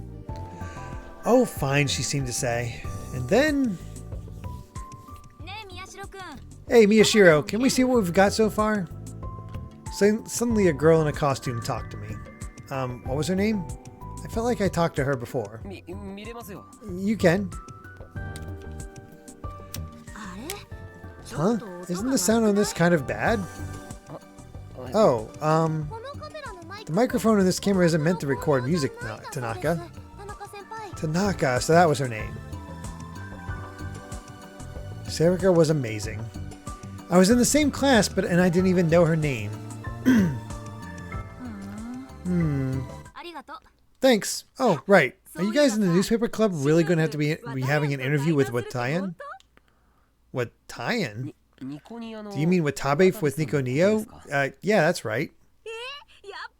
Wait, really? Hey, he says he is. Huh? Why was she bringing everyone over here? And suddenly I was surrounded. It's true, wow! What are you going to do at the interview? I don't know, actually. Tanaka seems surprised. Huh? It's not about that video? I was surprised. Even Tanaka knew about it? You know, the newspaper club doesn't really stand out, but are you guys actually something special? That's not true. If they're having an interview with Watayan, that means... And Tanaka started to talk, and everyone started to listen. What the heck was going on? I knew that Kazuki's classmates and Arimura had talked about it, but I didn't expect my own class to get this excited. Danganronpa flashbacks with that chopstick phrase? I thought I heard that before. Was talking to Watabe that special? Wait, so is that other rumor true? Huh? Other rumor? That you guys got into a fight with Kawahara? Oh. I almost reached for my cheek, but I managed to stop myself. Wait, seriously? Come to think of it, he's a little bruised. A chorus of wait, how, and why began. Guys, calm down. What was going on here? Wow, Miyashiro, did you get in fights? No, it wasn't really a fight. Wait a second, Miyashiro. If you got in a fight with Kawahara, does that mean the Empress was involved? No, well, yes. Wait, really? Really? Were you fighting over Nono? Seriously? That's so cool. I couldn't take any more. Huh? Taku? I went out to the hallway as the girls started to talk about romance.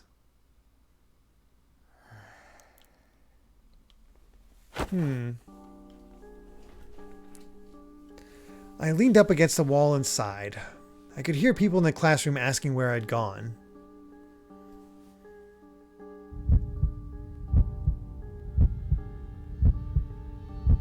My head hurt.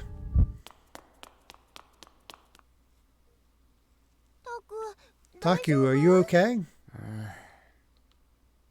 Serika poked her head out of the classroom, and I waved a hand and told her I was fine. And then... You're popular now, Taku. Serika was smiling. I had no idea what she was happy about. You know, they were just talking about my interview with Watabe and my argument with Kawahara because it was a good excuse to get excited and have fun. Did you notice? Notice what? The way they said your name. You went from Camera Kid to Miyashiro. Was I? Miyashiro? Huh? Tanaka poked her head out from behind Sarika. What's wrong? Why did you leave? Oh, I had to go to the bathroom. Oh, right. Sorry. Tanaka scratched her cheek a little. She looked apologetic. Sorry to waste your time when you've got that interview coming up. We'll do the dance right next take. Oh, okay, we'll make sure you look cute, so good luck. Sarika answered for me. Thanks. As she turned to go back into the classroom, I found myself speaking to her. Tanaka. What is it? Oh, well, what was I saying this? Can you give me the original music you're using for the dance later? Sure, but why? Outside of the lines at the beginning, all you're doing is dancing, so I can overlay the music on top of it separately. That should make it sound a lot nicer. You can do that? Thanks! Alright, let's do it. Oh, sorry, you can go to the bathroom. She ran back to the classroom excited. There you go. Whew, that made me nervous. I felt so tired. Well, Sarika's proud of herself. Sarika waved her cell phone strap at me happily. It made the same strange sound it always did. Wait, why do you look happy? Because you're finally getting into it. I'm not really. It's just...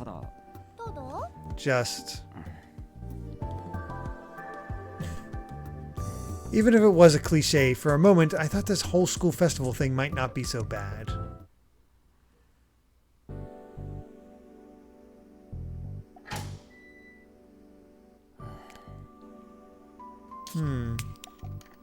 I opened the lid on my Mountain View and took a big gulp. He has been waiting on that one. My head finally felt clear. Mountain View really was the water of life. By the time I finished helping with the setup for the cafe and the other things that the student council had needed me for, it was night. The air on the roof was a little cool on my skin. But still, all the preparations weren't finished, and the student council, including me and the other helpers, had been running around the whole time. I might end up having to stay the night. I wish they'd give me a break. With what? Well, even if it's the culture festival, there's no need to stay overnight. Huh? Good work today. Hey, No-No. For a moment, I doubted what I was seeing, but it was definitely Kurisu. What are you doing here? What about your stomach? Is it okay for you to be up? Come on, don't treat me like I'm a hospital patient. But I could see her face twist with just a little pain. Just a little in pain. Of course. She'd only been stabbed 2 days ago. Even I knew she ought to stay in bed. You are a hospital patient. You need to be lying down. Whenever me or the other kids got sick or got hurt, Kurisu was always the one to say, "Don't push yourself too hard. It's okay to rely on the people around you." When I told her that, she chuckled. You remember that, huh? She seemed a little happy. I just came to check on how you were doing, and it looks like you're doing your job, so I feel a little better. Don't worry, I wouldn't skip out on you. Even though you were just asking for a break? That's... Kurisu smiled as if she enjoyed watching me choke on my words. Here you go. Kurisu handed me a small bag. It was handmade from felt. Back when I still lived with her, Kurisu had made one for me, Yui, Yudo, and herself, each in a different color. Where had I put mine, come to think of it? Dinner. Knowing you didn't eat anything, right? What? You made this for me? It's not much more than rice balls, though. I didn't have time to make anything more, she said. What was she thinking? Why would she do that when she was injured? I sat down and opened the bag, and there was a little lunchbox inside. There were 2 big rice balls, a lightly pan-fried hot dog, and some tamagoyaki. She was right. None of that was particularly hard to make. It's not exactly what I'd call healthy, though. What's wrong? Nothing, thanks. I suddenly felt really embarrassed. I decided to try and hide it by taking a big bite out of the rice ball. It was a taste I hadn't experienced in a while, and it was one I used to enjoy all the time. Hey, can you tell me what happened today? Kurisu waited for me to finish, then gently asked me. I looked up and saw that at some point, she started staring up at the stars. Huh? I wanted to know what happened today, starting from this morning. I want to know what you were doing. I was helping the student council. You know that, right? I want the healthy? We're talking to the Mountain View kid. I want the details from you, personally. She turned toward me. She seemed very serious about this.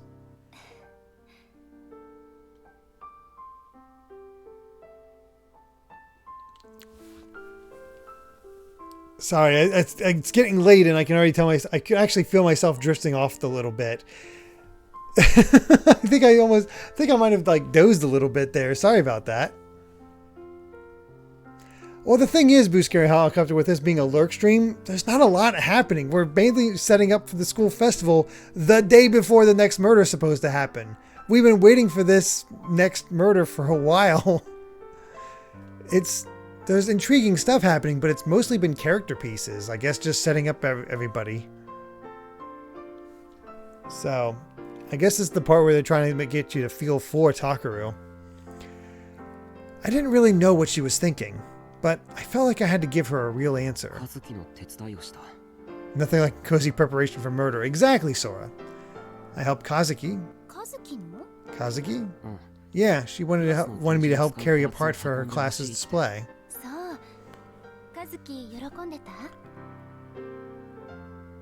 Yeah, exactly, Boo Scary Helicopter. And then never wanted a new murder to happen more than ever before, right?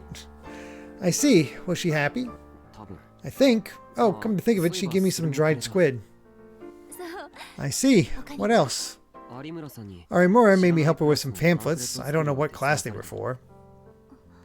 Arimura? Her eyes narrowed just a little. Arimura was involved in the case, so she probably didn't want me talking to her. It's fine. Really, all I did was make those pamphlets. I see. That's all, right? To be honest, I tried to talk to her a little about the case, but if I told Kurisu that, she'd get worried. So I didn't.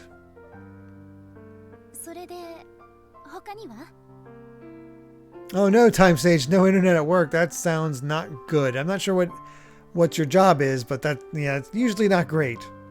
So what else? Huh? What about your class? The Gero Froggy Cafe, wasn't it?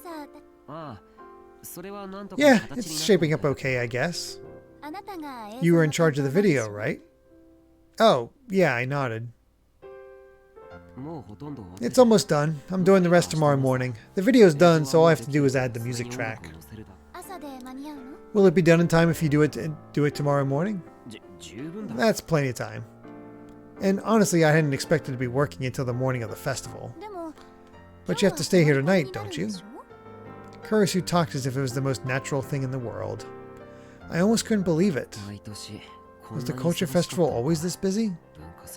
I never participated, so I had no idea that everyone was doing all this work.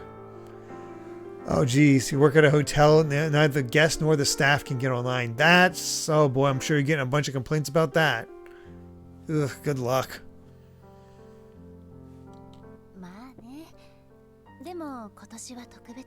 Yeah, I guess, but this year is special. The Restoration Festival is close, and it's the first culture festival that includes all 3 grades here. That's right.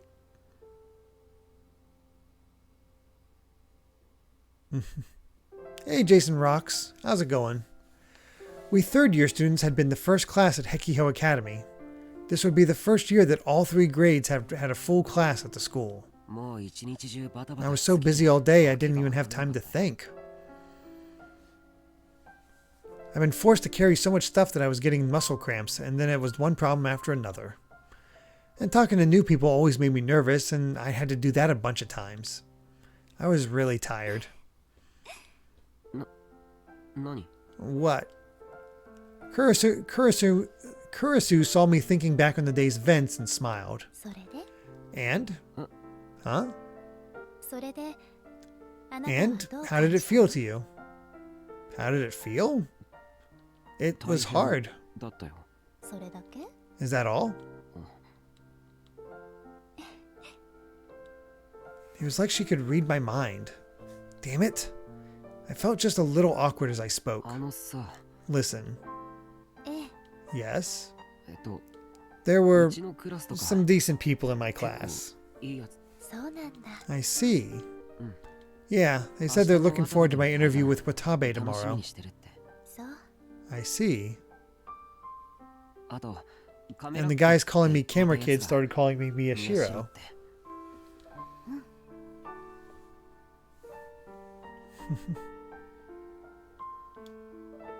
Yeah. Well, Takaru? Well, what? She looked like a mother giving a present to a young child. Oh, Jason Rocks, thank you very much for that gift sub going to Brian FD. Very kind of you, thank you.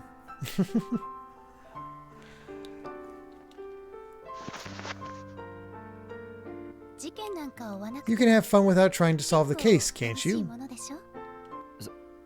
That's... I tried to deny it, but I couldn't. That's right. Kurisu had come all this way, even though she was hurt, just to say this. Takaru, do you feel like coming home? Dad and Yui and Yudo all want you back. Yui especially. All she ever talks about is how you're not there to clean the bathtub. I could imagine it. Your Yui was like a mini Kurisu. The women definitely had the upper hand in that household. Takaru, promise me when you're done with the case, come home. There's a lot of things I want your help with. Takaru, thanks for the dinner. I put the lunchbox back in the bag, stood up, and handed it to Kurisu. Then I headed toward the door. Fine, I'll think about it. I see. I'm glad. I could hear Kurisu's footsteps as he tried to catch up to me. But the next moment... Well, that ain't good. Kurisu? I heard a small moan and I turned around. Kurisu had crumpled to the ground, holding her stomach. Hey, Kurisu. I'm fine. I'm just fine. She was trying to force herself to smile, but there were thick drops of sweat on her forehead. You're not fine. I'm sorry. Just go home. I'll call you a taxi. I let her lean on my shoulder as we hurried to the front gate as quietly but quickly as possible.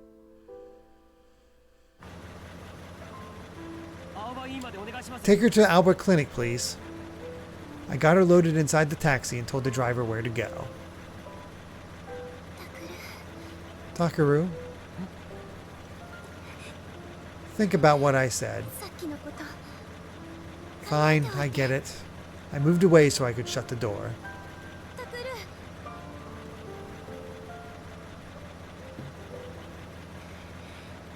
Thank you. For what? For what I wonder.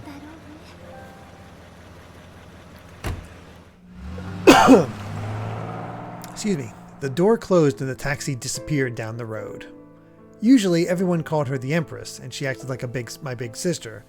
Now she looked weak, as if I was the big brother and she was the little sister.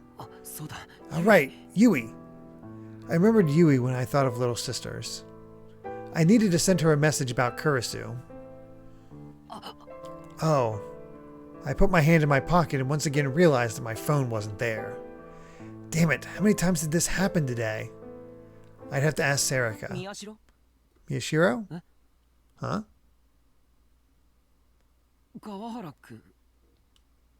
Oh no, had he seen Kurisu here? Did something happen? Oh, no, nothing. I see. From the way he was acting, he probably hadn't seen her, right? If he had seen her, he wouldn't be acting this way. He'd probably blame me for putting too much strain on Kurisu and hit me again. Here. Kawahara has tossed something at me. I almost dropped it, but managed to grab it at the last second. It was a can of coffee. Huh? Drink it. Thanks, but we're going to be staying here all night after all. Thanks then. He opened another can for himself and took a drink, then looked around the courtyard. There were stalls lined up, each covered in flashy decorations. All the preparations were finished around here. I was worried when I found out Kurisu couldn't be here, but it's shaping up well, isn't it? Yeah. What was going on? Kawahara kept glancing over at me as if he was waiting for the right moment to say something. Eventually, he took a big sip of his coffee and said, "I'm sorry." Huh? He pointed to my cheek.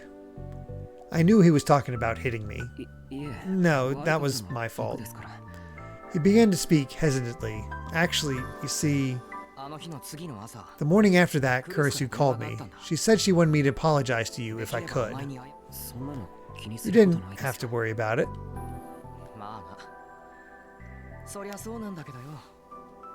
Well, yeah, I guess. Soy sauce, with some explanation here. The festival prep was Nono's goal to demonstrate how Takaru can get validation from others not by being a dick and trying to prove himself to be better, but just by existing with them. Granted, he still has the elitist mindset. That's not going to go away with a single talk with Nono, but he's open to try and to be a better person for her sake. There's less venom in his talk about his classmate, and he focuses on the festival instead of the case like a normal kid. Yeah, I've definitely enjoyed that bit. I definitely see what they're going for here. It's just, you know, taking a bit.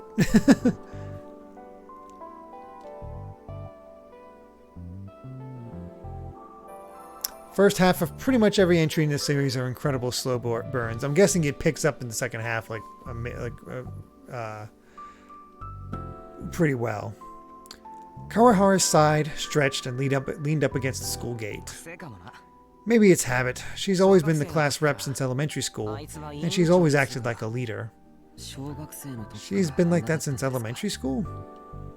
Both Kurisu and Kawahara went to the same public elementary school. I'd gone to a different, private one. She was great at taking care of people. Everybody liked her. Especially me and one other girl. Her name was Minami Sawa. She died in the earthquake, but before that, the three of us were always together. Huh. Did you know that she ran the relay race every year in the elementary school? Huh? I was really surprised. She didn't seem to be that bad at sports, but she certainly didn't seem to like them. She couldn't do a spin on the horizontal bar. He must have found my reaction funny because Kawahara continued in a more upbeat tone. She got really badly hurt in the earthquake. She's better now, but for a while, it was hard for her to even walk. I had no idea. When I'd woken up a year after the earthquake, I hadn't seen any sign of that. She'd probably gone through a lot of hard rehab while I'd been in a coma. And that's why she stopped doing almost any kind of sports. They invited her to join a team once, but she refused. I see.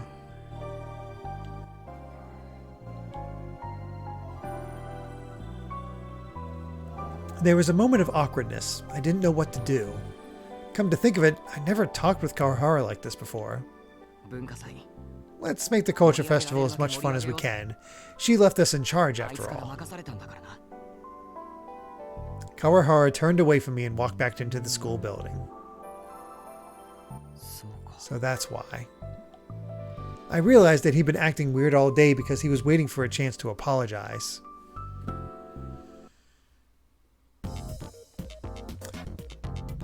These sumo sticker memes will have you dying. Totally sumo! Nom nom. Now I'm getting excited. I slid here. I danced with bad luck. Make peace with sumo wrestler, it says. Oh my gosh. Gosh. That's it. They have a Miku reference. There's a freaking Hatsune Miku reference in this. Unreal.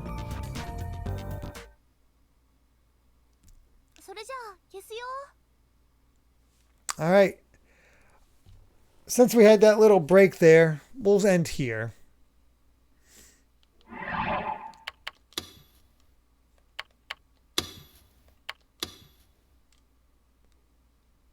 The stories of the festival. So yeah, it looks like chapter 3 is always about the festival. Oh, goodness. So yeah, sorry about the shorter stream. I can't believe it's still taking us this long to get to the third murder. How are we have a month until this, that we get to the big moment, I guess, the final murders. So what is going to happen? How are they building this up? Because they're taking their time with this stuff. So, man, I don't know what's going to happen next. It's intriguing for sure. There's definitely good character studies, but it's just taking its time.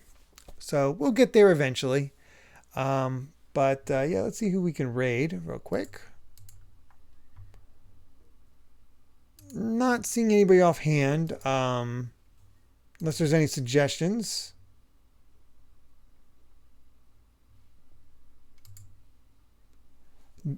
DishNet 34. Let's take a look at what they're playing.